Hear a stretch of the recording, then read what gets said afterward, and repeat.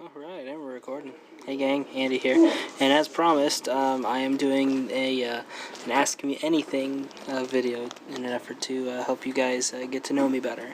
So, in just the short amount of time that the video has been up, I've already got a good smattering of questions here that I'm going to start answering, so that way you guys can know me a little better. So, let's get things started off.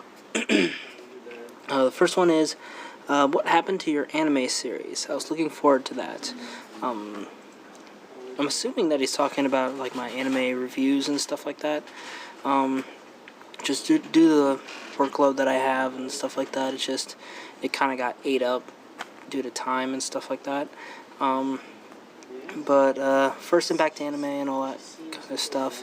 Once I get my computer and get my own place, I'll be able to start work on those. So those will be coming out as soon as I can get them out. I don't have a set release date for them or anything like that, so I'll try to work on them as fast as I can and as soon as I can. So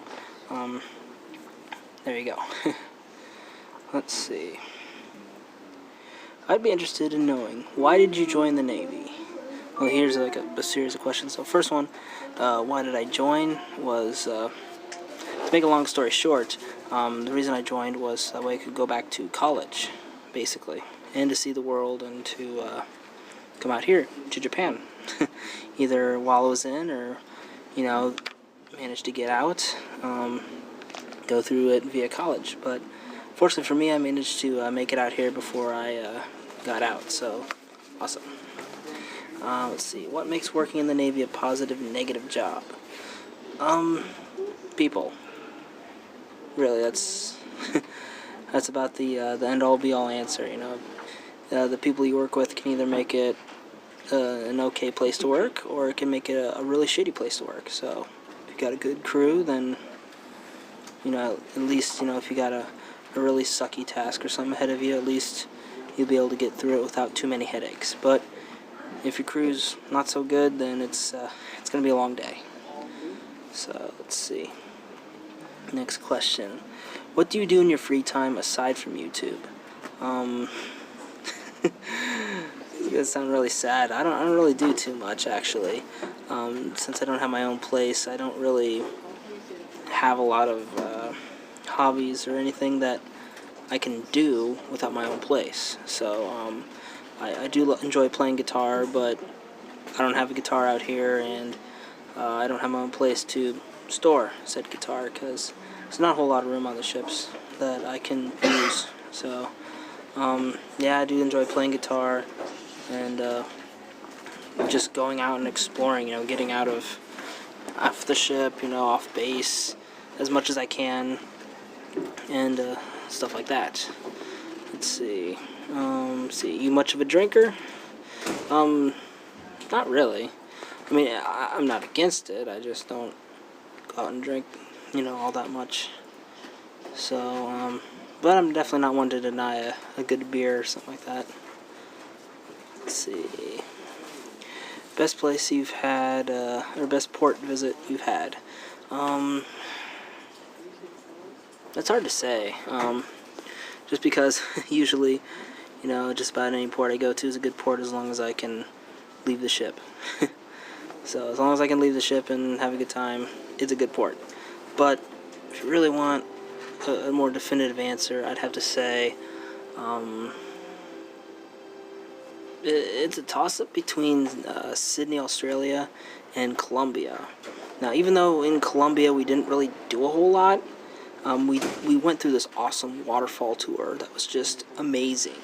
And I got to hang out with my division, and it was a good time. And in Sydney, well, there was definitely no shortage of things to do out there. There's a lot of sightseeing, just simply walking around. I mean, you didn't even have to spend a whole lot of money to really do a lot, but I do have to say Australia is very expensive. I mean, you guys think that Japan is expensive. No. Nah, Japan has nothing on Australia. Australia is like probably the most expensive place I've been to. Like $3 for a can of Coke. You serious? Nah.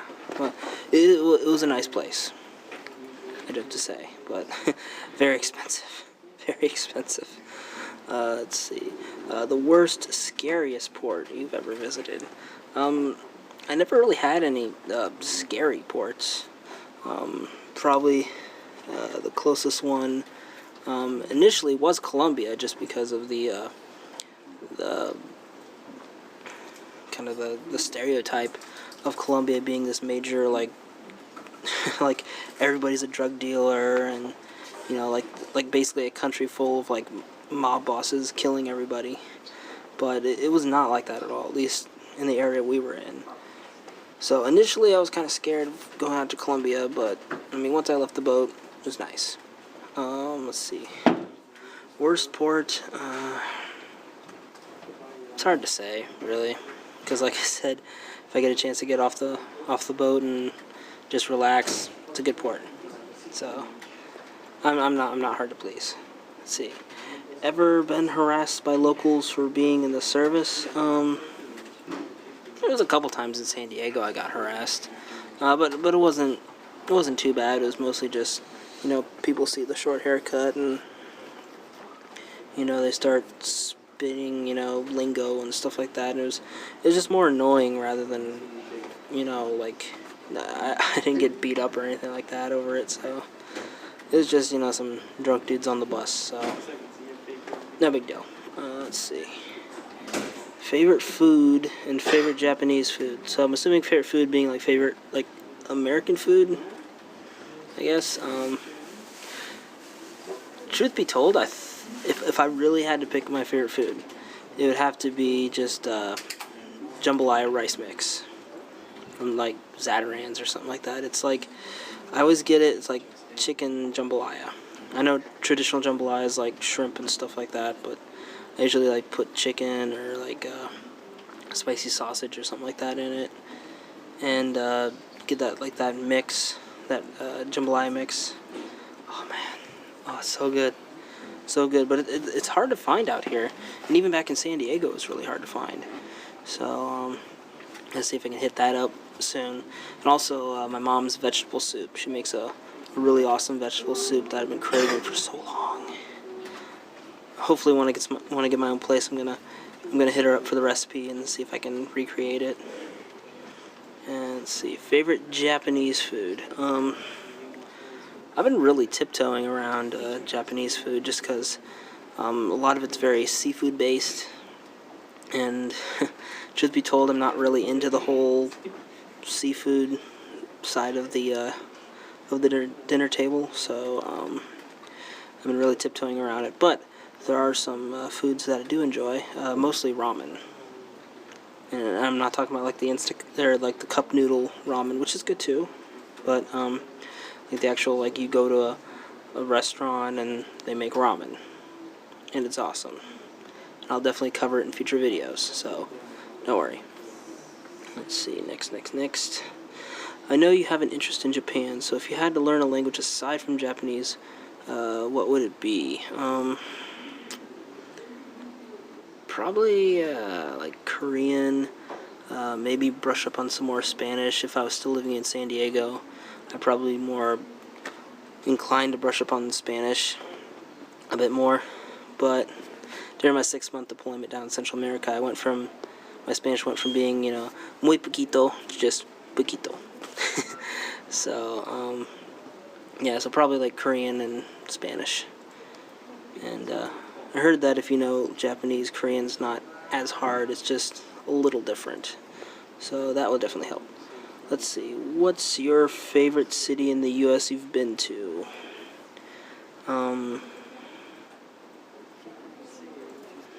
It's kind of a toss-up between San Diego and Chicago. I mean, Chicago is nice, had a lot of really great food. The Chicago-style pizza is amazing.